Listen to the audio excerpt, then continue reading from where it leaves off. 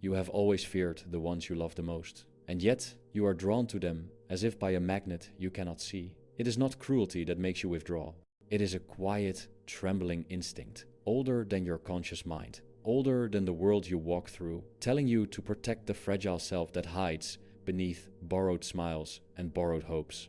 The people closest to you are mirrors, and mirrors do not lie. They show the cracks you have been refusing to acknowledge. And so, before they can shatter you, you shatter yourself. Before they can leave, you push, you retreat, you vanish into the spaces you call solitude, believing it to be safety. But it is only avoidance. Pain is not punishment. Pain is not an enemy. Pain is the language your soul uses to wake you. It does not arrive to destroy you. It arrives to introduce you to yourself. Every act of withdrawal, every cold glance, every word unsaid has been a signal, a drumbeat, guiding you toward the necessary fracture you have resisted. You tell yourself that love will hurt.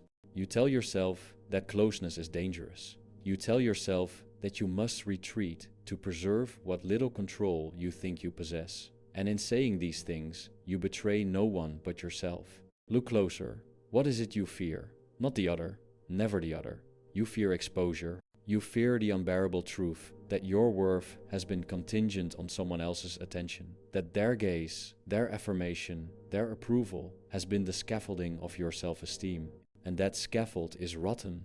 You built your identity on their reflection, and you have been living in a hall of mirrors, a fragile palace of illusions, afraid that a single crack would bring the whole edifice down. You crave closeness, and you recoil from it. Every act of intimacy is laced with suspicion, every smile met with doubt. You anticipate rejection as if it were inevitable, because in your inner world, the self you have borrowed is never enough. And so, you push them away before they can reject you, before they can see the truth you are not ready to face. You are not punishing them.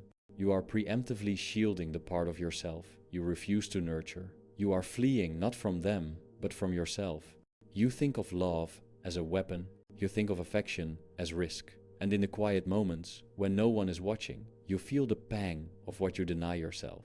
You are alone, and you know it. Not because the world has taken them from you, not because betrayal struck from outside, but because you never offered them the only thing they sought: your presence, your vulnerability, your unborrowed self. The old structure of your life has depended on others to stabilize your trembling core, and now that the fractures have begun, the illusions cannot hold. This is the moment of reckoning, and it arrives in the smallest, most unavoidable gestures. A glance too sharp, a word too soft, a silence that lasts longer than comfort. The event is not the loss of another. The event is the confrontation with your own dependency. It is the first spark of awareness that you have been living tethered to external opinions, floating like a leaf in the wind, unable to claim the gravity that is yours alone. And now you stand at the edge of the necessary fracture. The scaffolding of borrowed identity has begun to collapse. Panic rises, but not at the loss of love, at the loss of illusion. You are terrified, not of betrayal, but of recognition, that you are not whole, not yet, and that the world will not forgive incompleteness. And in that terror lies a seed, small, almost imperceptible, the possibility of self-possession. You have lived in the illusion that closeness could heal what was fractured inside you. Every compliment, every gesture of warmth, every soft word you received was a fleeting scaffold you clung to, believing it could make you whole. And yet, wholeness does not arrive from another. Never from another. You leaned on them, not because you were weak, but because you had not yet learned the quiet, relentless discipline of being enough for yourself. You built a fortress of dependency disguised as intimacy, and in doing so, you trapped yourself behind walls made of borrowed affection and fear. You sought certainty in the external world, the flicker of attention, the affirmation of presence, the approval that you mistook for love. You forgot that true power does not depend on mirrors. You forgot that the gravity that should have been your own was dispersed into 1,000 reflected gazes. And so, the deeper someone cared, the more dangerous they became. The more real their attention, the more it threatened the fragile identity you had cobbled together from fragments of desire and borrowed validation. You recoiled. you pushed, you vanished. Understand this clearly. Every act of pushing away was a signal, not of hatred, but of fear. You feared the exposure of what lay beneath. You feared that if they saw you, really saw you, they would recognize the hollowness you had so carefully hidden, and perhaps they would not leave you. Perhaps they would stay. But that was an even greater terror, because then you would be confronted with yourself in ways you were not yet ready to bear. So you fled. And in fleeing, you repeated the only pattern you knew. And then it arrived, a fracture. Not as a choice, not as malice from another. It was inevitable. You were perched on the brittle ledge of borrowed identity, and life, with quiet inevitability, nudged the support from under your feet. Betrayal, absence, misalignment, misunderstanding. Call it what you will, the world did not betray you. You betrayed yourself by never being whole, never anchoring your center in your own being. And when the mirror cracked, it revealed the truth you had been avoiding. Pain screamed at you, but only because you had ignored the whispers for so long. The moment felt sudden, as if the earth had shifted beneath you without warning. Yet it was not sudden. It was a fracture, centuries in the making, the slow erosion of borrowed power, the quiet disintegration of dependency, the collapse of illusions you had lived by. And in that collapse, there is clarity. You cannot turn away. You cannot retreat anymore. The world has stopped bending to your fear. The scaffold is gone, the mirror is bare, and now you see yourself. Do not mistake the origin of the fracture. It is not in them, not in their actions, words, or silence. It is in you, in the tethered self that depended on their reflection to exist. You are being shown the mechanics of your own captivity. The betrayal you feel is not theirs, it is yours, of the self that never dared to stand alone. And in this brutal honesty lies the first spark of liberation. You are terrified, yes, but you are also alive in a way you have never been. Because now, for the first time, there is no escaping yourself. Let this sink in. The fracture is necessary. It is not punishment. It is not cruelty. It is inevitability, the law of inner awakening. You will push, you will flee, you will panic, but none of it matters anymore. The moment has come to meet the self you have been avoiding, to inhabit the silence that terrifies you, to become the observer and the architect simultaneously. The old structures must fall, and they do not fall for nothing. They fall so you may rise, unanchored from the shallow currents of borrowed love, free at last to construct your own gravity. You are alone now, and yet you have never been more alive. The silence that once terrified you is no longer an enemy. It is a crucible. The emptiness is not a void to be feared. It is the raw material of your becoming. Here, in this solitude, you begin the slow, deliberate work of constructing a self that does not lean on mirrors or borrowed reflections. You are both sculptor and clay, hammer and anvil. Every thought, every deliberate act, every refusal to bow to the pool of external approval is a stroke of mastery. You see, the people you loved, the ones you pushed away, were never the problem. The problem was the self that required them to prop it up. That self is gone now, or at least it must be. You cannot rebuild upon decay. You must excavate to the bedrock of your being.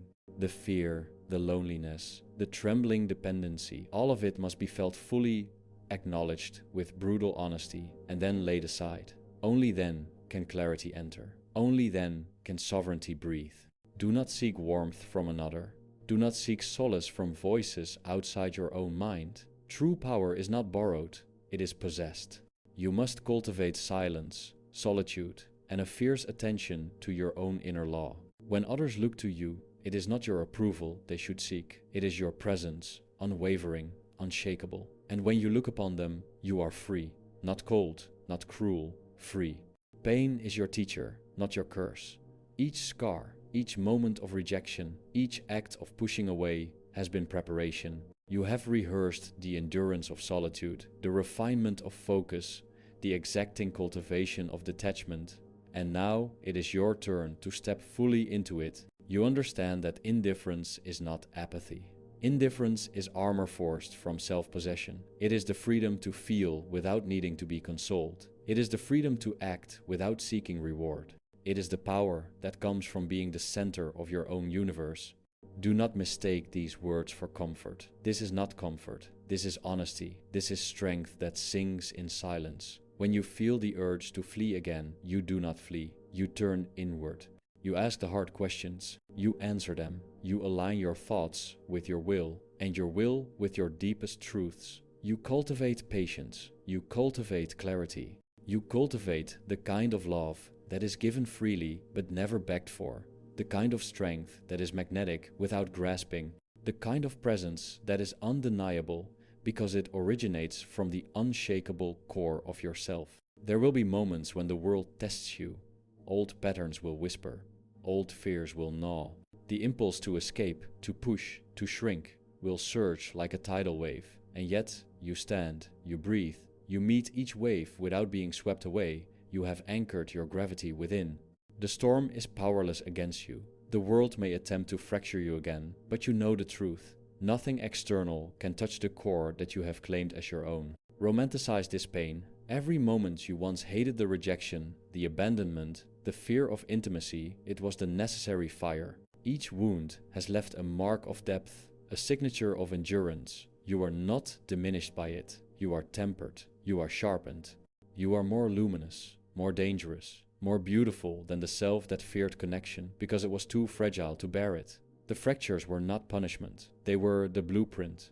They were the initiation into freedom. And as you construct this self, piece by deliberate piece, you realize the secret that was hidden all along. The love you sought in others is already in you. The affirmation you begged for is already yours. The clarity you hope to borrow can only be born from the quiet, relentless labor of facing yourself. This is the power core. This is the alchemy of solitude. This is the sovereignty of the self unbroken. You are here. The storm has passed, and yet the world has not changed. People will still falter. Words will still sting. Betrayal may appear again. And you are untouched, not because you are cold, not because you are heartless, but because your center is no longer elsewhere. You have excavated the gravity that should have been yours all along. You do not sway with every wind. You do not tremble at every glance. You stand, and in your stance, there is clarity that cannot be borrowed, stolen, or shaken. Love is no longer a threat. It is a reflection of the depth you carry, not a lifeline you cling to. You participate in connection without fear, without expectation, without desperation. You give freely because you are already full. You receive with gratitude because your worth is inherent, not conditional. The people you once pushed away no longer carry the power to unsettle you, nor do those who remain hold leverage over your mind. You are sovereign, and sovereignty is absolute. The fractures that once haunted you are now medals, proof of the necessary fire that tempered your spirit. The moments of pushing away, of retreat, of fear, were not failures, they were preparation. They were the rehearsal for a life lived from clarity rather than craving, from presence rather than panic. Each scar tells the story of a self that chose endurance over escape, insight over illusion, mastery over dependency. You see the world with a new vision. You recognize patterns, not as chains, but as data. You perceive the motions of others without being drawn into them. You feel without needing affirmation. You act without expecting reward. You are immune to the slings of judgment, the tides of opinion, the shifting currents of attachment. In this immunity, there is freedom. In this freedom, there is peace. Not the hollow, shallow peace of avoidance, but the deep, resonant peace of alignment with reality as it is, and with yourself as you are. And in the quiet moments, when you are alone and no one is looking, you understand the ultimate truth. The ones you loved the most, the ones you feared losing, were never the ones who determined your life. You did. Always. It was you. The mirror was only a mirror. The fracture was only a fracture. The pain was only the necessary teacher, pointing you inward. And now, finally, you have arrived. You push no one away, yet no one can ever push you. You love without need, without fear, without dependency. You exist in the clarity that comes only after fire and fracture, only after the unrelenting confrontation with yourself. This is not happiness. This is not triumph in the shallow sense. This is sobriety. This is depth. This is mastery. You are no longer reactive, no longer borrowed, no longer incomplete. You are whole. You are sovereign. You are free. And as you breathe, quietly, deliberately, in the stillness that now surrounds you, you feel it. The subtle thrill of a life lived with internal gravity, the ecstasy of a self no longer tethered to mirrors, the infinite horizon of possibility, opened not by luck or love or validation, but by the relentless, uncompromising, beautiful work of meeting yourself and refusing to leave.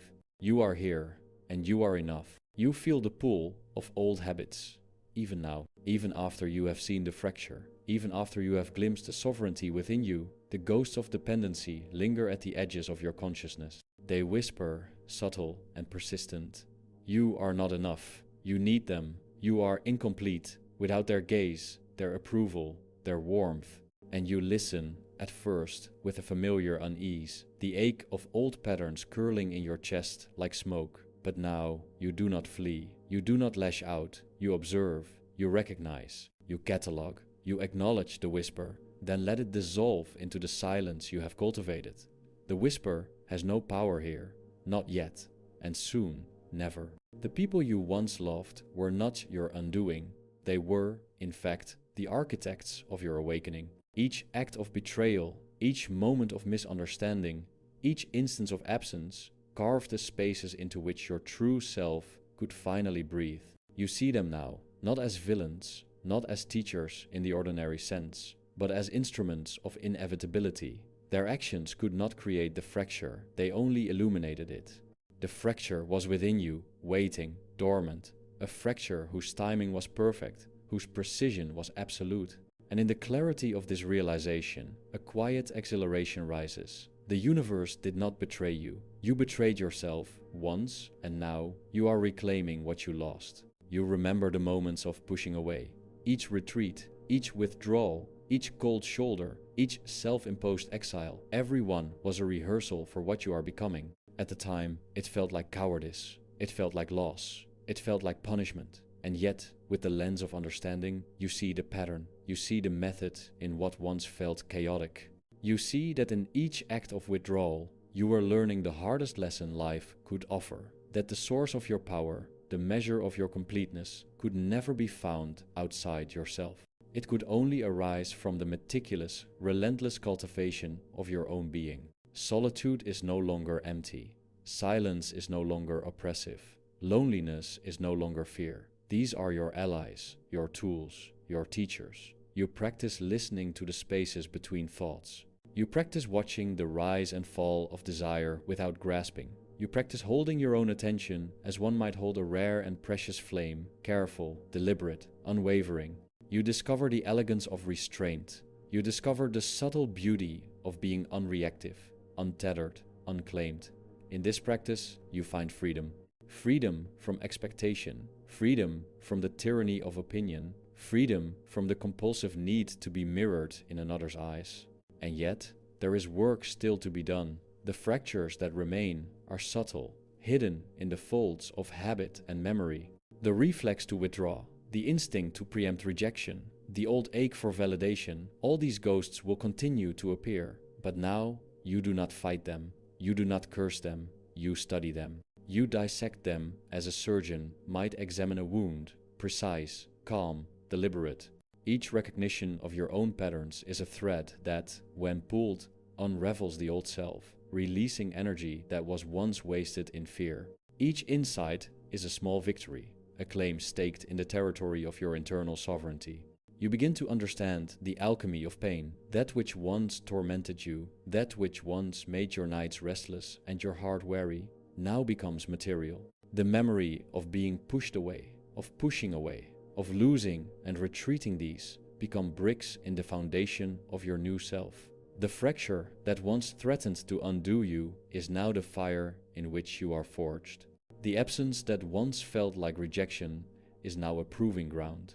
And in this fire you find not bitterness, not anger, not despair, but clarity. A clarity so deep it is almost frightening, because it does not comfort, it does not flatter, it does not lie, it reveals, it illuminates, it is truth, and you, at last, are awake to it. Do not mistake this clarity for happiness. Happiness is fleeting, shallow, dependent. It is the thing that once drew you into the trap of borrowed identity. This clarity is sobriety. It is the unflinching acknowledgement of what is. It is the recognition that the world is neither cruel nor benevolent. It is indifferent, vast, unknowable, and within this indifferent universe, you have carved a place that is yours alone. Your gravity is now internal, your sovereignty complete, your center immovable. The world may attempt to tilt you, to confuse you, to test you, but it cannot succeed. Not because you are invincible, but because you are resolved, because you have seen yourself fully and you have chosen to remain. Love, in this state, becomes neither prison nor tool. It is simply another element in the cosmos in which you exist. You may give it freely and you may receive it graciously, but you no longer require it as sustenance. You no longer collapse when it is absent. You no longer scramble for its affirmation. This is the subtle, potent difference between the old self and the new. The old self leaned, the new self stands. The old self begged, the new self is sufficient. The old self feared, the new self observes. And still, there is depth yet unexplored. The mind, now quiet, allows space for reflection upon life itself. You begin to perceive the layers beneath human interaction, the masks, the compulsions, the fears, the desires.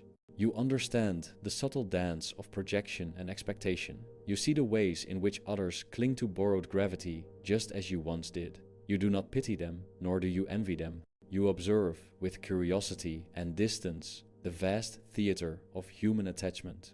And in this observation there is relief, for you know that you are no longer a participant in the chaos born of dependency. You are a witness. You are sovereign. Power, you realize, is not aggression.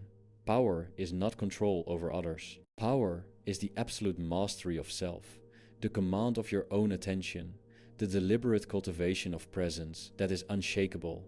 When you act from a source that requires no validation. When you love from a source that cannot be diminished. When you endure from a source that cannot be broken. This is the core of your strength, the immutable gravity of an internally anchored being. And so, as you navigate this world anew, you understand the profound irony. The very act that once terrified you, the pushing away of those you loved, was in truth preparation for this mastery. Every retreat, every act of withdrawal, every fear-driven exile has become a rehearsal for sovereignty. You have been trained by absence, educated by fracture, refined by silence. The self that emerges is not naive. It is not naive because it has known loss. It is not soft. It is not soft because it has endured. It is not vengeful. It is not vengeful because it has seen the futility of grasping. And now, in this space, you are free. Free from the compulsions that once defined you. Free from the illusions that once bound you. Free from the subtle, relentless need to be mirrored in someone else's gaze. You move through the world untethered, yet fully present. You feel without fear. You observe without judgment. You act without seeking reward. And in this freedom, you discover an elegance, a power, a depth that no fracture, no absence, no betrayal could ever touch. You have arrived at the edge of human experience, as it is meant to be endured. Awake, sovereign, clear, you are no longer a shadow of another's approval. You are not a product of circumstance. You are an architect, a witness, a master. You have walked through the fire, and in the walking you have become. The people you love, the ones you feared losing, are no longer the arbiters of your value.